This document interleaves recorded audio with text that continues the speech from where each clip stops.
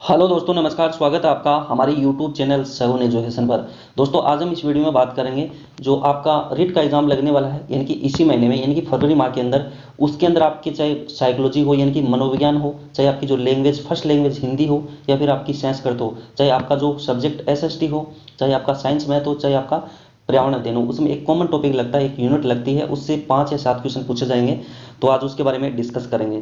तो दोस्तों, अगर आपको हमारा वीडियो अच्छा लगे तो वीडियो को लाइक ज़रूर करना और चैनल को सब्सक्राइब ज़रूर करना और अपने दोस्तों को शेयर ज़रूर करना।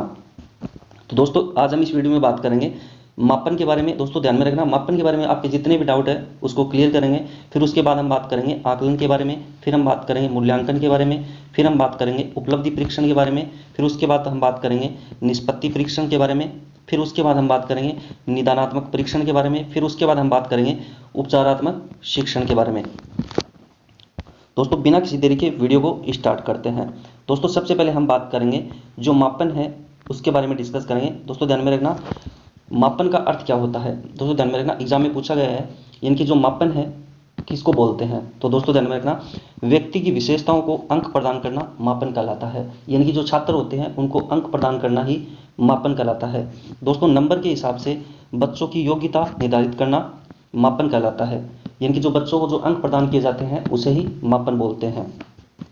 दोस्तों, आगे देखो। दोस्तों, मापन मूल्यांकन का भाग होता है। दोस्तों, ध्यान में रखना, जो मापन होता है वो मूल्यांकन का ही एक भाग होता है। दोस्तों, आगे देखो। दोस्तों, मापन अंकन जो मापन होता है वो अंक प्रदान करने की एक प्रक्रिया है। दोस्तों, ध्यान में रखना, मापन मूल्यांकन का भाग है और जो मापन है वो अंक प्रदान करने की एक प्रक्रिया है। दोस्तों, आगे देखो। दोस्तों, मापन अनौपचारिक प्रक्रिया है।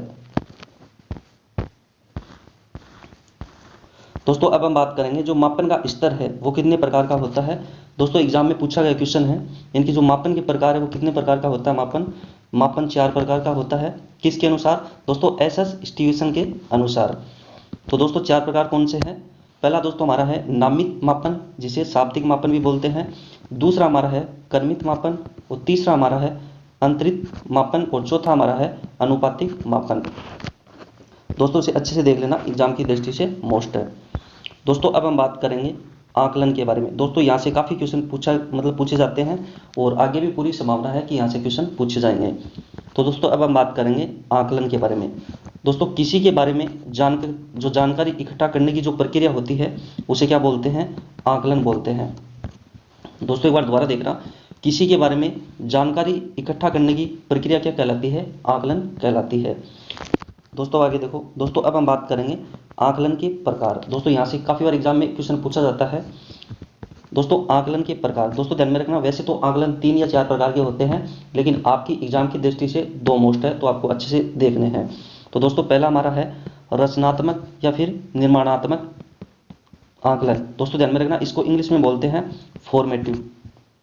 दोस्तों, दूसरा हमारा है योगात्मक, और उसको इंग्लिश में बोलते हैं हम समेटिव। तो दोस्तों, ध्यान में रखना, आपको ऐसे याद रखना है, जो आकलन के जो प्रकार है उसे पहले को बोलते हैं फॉर्मेटिव और दूसरे को बोलते हैं समेटिव। तो आपको अच्छे से ध्यान में रखना है। दोस्तों, अब आगे देखो। दोस्तों, अब हम बात करते हैं जो आकलन के जो प्रकार है उसके बारे में अच्छे से डिस्कस करते हैं, क्योंकि यहाँ से क्वेश्चन आपको एग्जाम में देखने को जरूर मिलेगा। दोस्तों, पहला हमारा जो आकलन का जो प्रकार है वो हमारा है रचनात्मक, और उसको इंग्लिश में बोलते हैं हम फॉर्मेटिव। दोस्तों, शिक्षण प्रक्रिया के दौरान होने वाला मूल्यांकन क्या कहलाता है। रचनात्मक मूल्यांकन कहलाता है, या फिर उसे फॉर्मेटिव मूल्यांकन बोलते हैं। दोस्तों, आपको ऐसे याद रखना है कि स्कूल के टाइम जो टेस्ट वगैरह लेते थे उसको क्या बोलते हैं। रचनात्मक मूल्यांकन बोलते हैं। यानी कि शिक्षण प्रक्रिया के दौरान होने वाला जो मूल्यांकन होता है उसे क्या बोलते हैं, फॉर्मेटिव मूल्यांकन। फिर दूसरा हमारा है योगात्मक या फिर समेटिव आकलन। तो दोस्तों, ध्यान में रखना, सत्र समाप्ति होने पर जो मूल्यांकन किया जाता है उसे क्या बोलते हैं, समेटिव आकलन बोलते हैं। दोस्तों, ध्यान में रखना, आपको ऐसे याद रखना, अगर आपकी जो वार्षिक परीक्षा होती है उसका जो मूल्यांकन किया जाता है उसे क्या बोलते हैं, योगात्मक या फिर समेटिव आकलन बोलते हैं। यानी कि सत्र समाप्ति के बाद जो मूल्यांकन किया जाता है उसे क्या बोलते हैं, योगात्मक या फिर समेटिव मूल्यांकन बोलते हैं। दोस्तों, अब आगे देखो। दोस्तों, अब हम बात करते हैं आकलन के प्रतिमान के बारे में। दोस्तों, यहाँ से भी काफ़ी बार एग्जाम में क्वेश्चन पूछा जाता है, यानी कि जो आकलन के जो प्रतिमान है वो कौन कौन से हैं। दोस्तों, पहला हमारे है सीखने के लिए जो आकलन होता है उसे क्या बोलते हैं, रचनात्मक बोलते हैं। और सीखने का आकलन दोस्तों उसे बोलते हैं योगात्मक। दोस्तों एक बार दोबारा देखना, सीखने के लिए जो आकलन होता है उसे बोलते हैं रचनात्मक, और सीखने का आकलन होता है उसे क्या बोलते हैं, योगात्मक आकलन बोलते हैं, और सीखने के रूप में जो आकलन होता है उसे बोलते हैं स्व आकलन, यानी जो स्वयं का जो आकलन करते हैं उसे क्या बोलते हैं, सीखने के रूप में आकलन करना। तो दोस्तों एक बार दोबारा देखना, सीखने के लिए जो आकलन करते हैं उसे बोलते हैं रचनात्मक, सीखने का जो आकलन होता है उसे बोलते हैं योगात्मक, और सीखने के रूप में जो आकलन होता है यानी कि जो स्वयं जो खुद स्टूडेंट जो आकलन करता है उसे बोलते हैं स्व आकलन। दोस्तों ध्यान में रखना, सीखने के रूप में जो आकलन होता है उसे बोलते हैं स्व आकलन। दोस्तों अब हम बात करते हैं मूल्यांकन के बारे में। दोस्तों ध्यान में रखना, यहाँ से भी 1 या 2 क्वेश्चन आपको जरूर एग्जाम में देखने को मिलेगा। तो दोस्तों हम बात करते हैं मूल्यांकन के बारे में। दोस्तों मूल्यांकन का शाब्दिक अर्थ होता है मूल्य का अंकन करना, यानी कि जो मूल्यांकन का जो शाब्दिक अर्थ होता है वो होता है हमारे मूल्य का अंकन करना। दोस्तों आगे देखो, दोस्तों किसी विषय, व्यक्ति, वस्तु आदि के गुण या फिर दोष का जो सही निर्णय लेना क्या कहलाता है, मूल्यांकन कहलाता है। यानी कि दोस्तों आपको ऐसे याद रखना है, मूल्यांकन का जो शाब्दिक अर्थ होता है वो होता है मूल्य का अंकन करना, या फिर किसी विषय, वस्तु, व्यक्ति आदि के गुण या दोष का जो सही निर्णय लेना होता है उसे क्या बोलते हैं, मूल्यांकन बोलते हैं। दोस्तों आगे देखो, दोस्तों मूल्यांकन मात्रात्मक और गुणात्मक दोनों होता है, यानी कि जो मूल्यांकन होता है वो मात्रात्मक भी होता है और गुणात्मक भी होता है।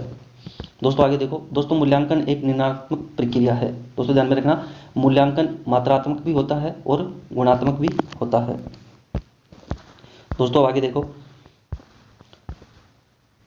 दोस्तों जो मूल्यांकन होता है उसमें मापन भी होता है प्लस मूल्य का निर्धारण भी होता है, यानी कि मापन प्लस मूल्यांकन, जो मूल्य का जो निर्धारण होता है उसे क्या बोलते हैं, मूल्यांकन बोलते हैं। दोस्तों आगे देखो, दोस्तों एग्जाम की दृष्टि से मोस्ट अच्छे से देख लेना, जो ब्लूम का जो मूल्यांकन उपागम है उससे आपको एक क्वेश्चन जरूर देखने को मिलेगा। तो मूल्यांकन का जो ये जो ब्लूम का जो मूल्यांकन उपागम है उसके बारे में डिस्कस करते हैं। दोस्तों ब्लूम ने मूल्यांकन प्रक्रिया को त्रिमुखी के रूप में प्रस्तुत किया था। दोस्तों ध्यान में रखना, जो ब्लूम था उसने मूल्यांकन प्रक्रिया को त्रिमुखी के रूप में प्रस्तुत किया था। तो दोस्तों ध्यान में रखना, त्रिमुखी कौन कौन से हैं, पहला हमारे है उद्देश्य का निर्धारण करना, दूसरा हमारे है अधिगम अनुभव, और तीसरा हमारे है व्यवहार में परिवर्तन। तो दोस्तों आपको ये तीनों पॉइंट अच्छे से ध्यान में रखना है। पहला हमारे है उद्देश्य का निर्धारण करना, दूसरा हमारे है अधिगम अनुभव है, और तीसरा हमारे है व्यवहार में परिवर्तन है। आपको ये अच्छे से याद में रखना है क्योंकि एग्जाम की दृष्टि से मोस्ट है। दोस्तों अब हम बात करते हैं मूल्यांकन की विशेषता। दोस्तों एक क्वेश्चन आपको जरूर देखने को मिलेगा यहाँ से, चाहे आपका साइकोलॉजी के 30 क्वेश्चन हो उसमें एक क्वेश्चन जरूर देखने को मिलेगा, चाहे आपकी जो लैंग्वेज फर्स्ट है या फिर सेकंड है उसमें भी आपको एक क्वेश्चन जरूर देखने को मिलेगा। तो जो मूल्यांकन की जो विशेषता है उसको आप अच्छे से देखना है। मूल्यांकन की विशेषता हमारी पहली हमारी है वैधता, दूसरी हमारी है विश्वसनीयता, तीसरी हमारी है वस्तुनिष्ठता, चौथी हमारी है व्यापकता, पांचवी हमारी है विवेककारिता, छठी हमारी है मानकीकरण है, और 7वें नंबर पर हमारी है उपयोगिता है, और 8वें नंबर पे हमारी है स्पष्टता है।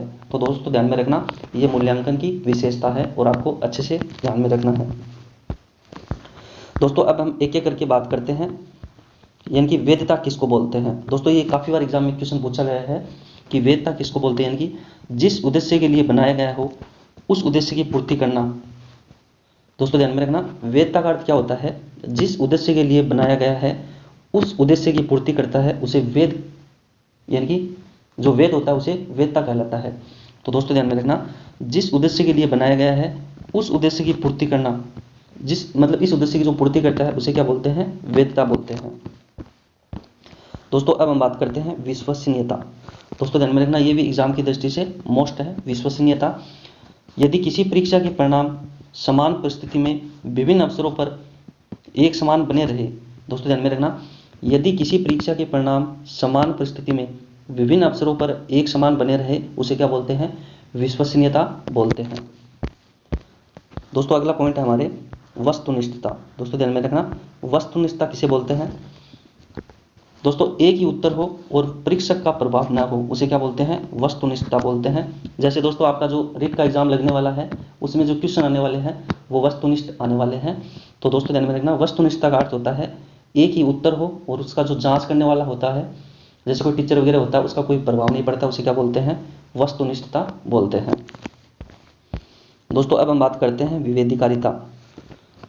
दोस्तों ध्यान में रखना, विभेदकारिता का अर्थ क्या होता है दोस्तों, व्यक्तिगत भिन्नताओं को देखकर मूल्यांकन पत्र बनाना।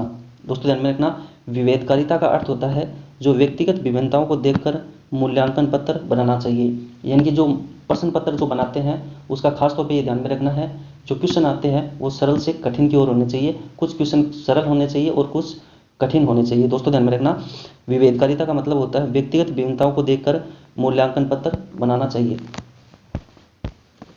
दोस्तों अब हम बात करते हैं उपलब्धि परीक्षण के बारे में। दोस्तों ध्यान में रखना, एक क्वेश्चन आपको यहाँ से भी देखने को जरूर मिलेगा। तो दोस्तों हम बात करते हैं उपलब्धि परीक्षण के बारे में। तो दोस्तों शिक्षण प्रक्रिया के दौरान छात्रों द्वारा अर्जित या सीखा गया ज्ञान उपलब्धि परीक्षण कहलाता है। तो दोस्तों ध्यान में रखना, जो उपलब्धि परीक्षण होता है वो शिक्षण प्रक्रिया के दौरान छात्रों द्वारा अर्जित या सीखा गया ज्ञान उपलब्धि परीक्षण कहलाता है।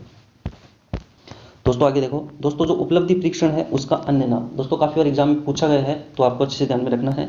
उपलब्धि परीक्षण का दूसरा नाम है हमारे निष्पत्ति परीक्षण या सम प्राप्ति परीक्षण। दोस्तों ध्यान में रखना, उपलब्धि जो परीक्षण है उसका अन्य नाम हमारे निष्पत्ति परीक्षण है या फिर सम प्राप्ति परीक्षण है। दोस्तों आगे देखो, दोस्तों अब हम बात करते हैं उपलब्धि परीक्षण के प्रकार। दोस्तों ध्यान में रखना, जो उपलब्धि परीक्षण होता है वो दो प्रकार से होता है। यानी कि जो उपलब्धि परीक्षण होता है वो दो प्रकार से होता है। पहला होता है हमारे प्रमापीकृत, फिर दूसरा हमारा होता है गैर प्रमापीकृत। तो दोस्तों ध्यान में रखना, जो प्रमापीकृत होता है उसमें विशेषज्ञों द्वारा निर्मित होता है और अधिक विश्वसनीय होता है। यानी कि जो उपलब्धि परीक्षण के जो प्रकार होता है वो दो प्रकार के होते हैं। पहला हमारे होता है प्रमापीकृत और दूसरा हमारे होता है गैर प्रमापीकृत। तो दोस्तों ध्यान में रखना, जो प्रमापीकृत होता है वो क्या होता है, अधिक विश्वसनीय होता है, और जो गैर प्रमाणीकृत होता है वो कम विश्वसनीय होता है और ये शिक्षक के द्वारा निर्मित होता है। दोस्तों ध्यान में रखना, जो गैर परंपरा ये होता है ये शिक्षक द्वारा निर्मित होता है। दोस्तों अब आगे देखो, दोस्तों अब हम बात करते हैं निदानात्मक परीक्षण के बारे में। दोस्तों ध्यान में रखना, ये भी एग्जाम की दृष्टि से मोस्ट है। यानी कि जो निदानात्मक परीक्षण है, दोस्तों निदान का अर्थ होता है कारणों का पता लगाना। यानी कि जो निदान होता है उसका अर्थ क्या होता है, कारणों का पता लगाना। दोस्तों आगे देखो, शिक्षक द्वारा विद्यार्थियों की अधिगम कठिनाइयों के कारणों का पता लगाना। दोस्तों ध्यान में रखना, शिक्षक द्वारा विद्यार्थियों की जो अधिगम की जो कठिनाइयां होती है, कठिनाइयों के कारणों का जो पता लगाते हैं उसे क्या बोलते हैं, निदानात्मक परीक्षण बोलते हैं। और निदानात्मक का जो शाब्दिक अर्थ होता है, निदान का शाब्दिक अर्थ होता है हमारे कारणों का पता लगाना। यानी कठिनाइयों के कारणों का पता लगाना ही क्या होता है, निदानात्मक परीक्षण होता है। दोस्तों आगे देखो, दोस्तों जो निदान होता है वो निदान जो परीक्षण होता है वो दो प्रकार से होता है। यानी कि जो निदान परीक्षण होता है वो दो प्रकार से होता है। पहला होता है हमारे व्यक्ति केंद्रित और दूसरा होता है हमारे समूह केंद्रित। यानी कि निदान कितने प्रकार का होता है, दो प्रकार का होता है। पहला हमारा होता है व्यक्ति केंद्रित और दूसरा हमारे होता है समूह केंद्रित होता है। दोस्तों आगे देखो, दोस्तों निदान परीक्षण की विशेषता। दोस्तों पहली विशेषता हमारे है अधिगम में आने वाली कठिनाइयों के कारणों का पता लगाया जाता है, किसमें, निदानात्मक परीक्षण में। दूसरा हमारे है उपचारात्मक शिक्षण का आधार है। यानी कि जो निदानात्मक परीक्षण है वो उपचारात्मक शिक्षण का एक आधार है। दोस्तों हमारी जो तीसरी विशेषता है वो हमारे है जो निदानात्मक परीक्षण होता है ये गुणात्मक परीक्षण कहलाता है। दोस्तों आगे देखो, दोस्तों अब हम बात करते हैं उपचारात्मक शिक्षण के बारे में। दोस्तों आपको ये ध्यान में रखना है, दोस्तों अब हम बात करते हैं उपचारात्मक शिक्षण क्या होता है। दोस्तों कठिनाइयों के कारणों को दूर करते हुए दोबारा से पढ़ाया जाना। दोस्तों ध्यान में रखना, जो कठिनाइयाँ होती है उसके कारणों को दूर करते हुए दोबारा से पढ़ाना उपचारात्मक शिक्षण कहलाता है। दोस्तों आगे देखो, उपचारात्मक शिक्षण का आधार। दोस्तों ध्यान में रखना, उपचारात्मक शिक्षण का आधार क्या होता है, दोषों का निदान करना। दोस्तों एक बार दोबारा देखना, उपचारात्मक शिक्षण की परिभाषा क्या है, हमारे कठिनाइयों के कारणों को दूर करते हुए छात्रों को दोबारा पढ़ाना उपचारात्मक शिक्षण कहलाता है। और जो उपचारात्मक शिक्षण है उसका आधार होता है हमारे दोषों का निदान करना। दोस्तों आगे देखो, दोस्तों एग्जाम में पूछा हुआ क्वेश्चन है, यानी कि जो उपचारात्मक जो शिक्षण है उसे क्या बोलते हैं, चिकित्सात्मक अध्यापन भी कहा जाता है। किसको, उपचारात्मक शिक्षण को। दोस्तों आगे देखो, दोस्तों जो उपचारात्मक शिक्षण होता है ये 5 प्रकार के विषय में उपचारात्मक शिक्षण की आवश्यकता होती है। वो 5 प्रकार कौन कौन से होते हैं। पहला होता है हमारे वाचन में, अगर वाचन में कुछ प्रॉब्लम आती है तो उपचारात्मक शिक्षण किया जाता है। फिर उसके बाद हम बात करेंगे जो लेखन है, फिर हमारे है उच्चारण है, फिर हमारी भाषा है, फिर हमारे अंकगणित है। दोस्तों इसको ध्यान में रखना, जो 5 प्रकार के जो विषय है उसमें उपचारात्मक शिक्षण की आवश्यकता होती है। वो 5 प्रकार कौन कौन से हैं? पहला हमारे है वाचन, दूसरा हमारे लेखन, तीसरा हमारे उच्चारण, चौथा हमारे भाषा और पांचवा हमारे है अंकगणित है। दोस्तों ये पांचों पॉइंट आपको अच्छे से ध्यान में रखने हैं। दोस्तों अब हम बात करते हैं उपचारात्मक शिक्षण का उद्देश्य, यानी कि यहाँ से भी काफ़ी बार एग्जाम में क्वेश्चन पूछा जाता है कि उपचारात्मक शिक्षण का उद्देश्य कौन सा है और कौन सा नहीं है।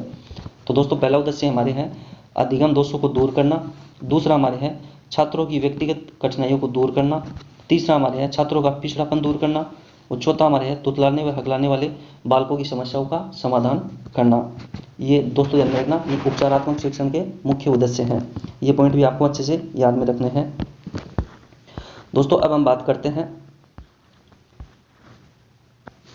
दोस्तों हमारा जो क्वेश्चन है जिस उद्देश्य के लिए बनाया गया है उस उद्देश्य की पूर्ति करता है उसे क्या कहते हैं। दोस्तों ध्यान में रखना, हमारा ये क्वेश्चन है कि जिस उद्देश्य के लिए बनाया गया है उस उद्देश्य की पूर्ति करता है उसे क्या बोलते हैं। तो दोस्तों ध्यान में रखना, सभी स्टूडेंट को कमेंट बॉक्स में इसका आंसर जरूर देना है। दोस्तों अगर आपको वीडियो पसंद आई तो वीडियो को लाइक करना और चैनल को सब्सक्राइब करना ना भूलें और बेल आइकन पर क्लिक करें ताकि आने वाली वीडियो का नोटिफिकेशन आपको समय पे मिल सके। दोस्तों मिलते हैं अगली वीडियो में, धन्यवाद।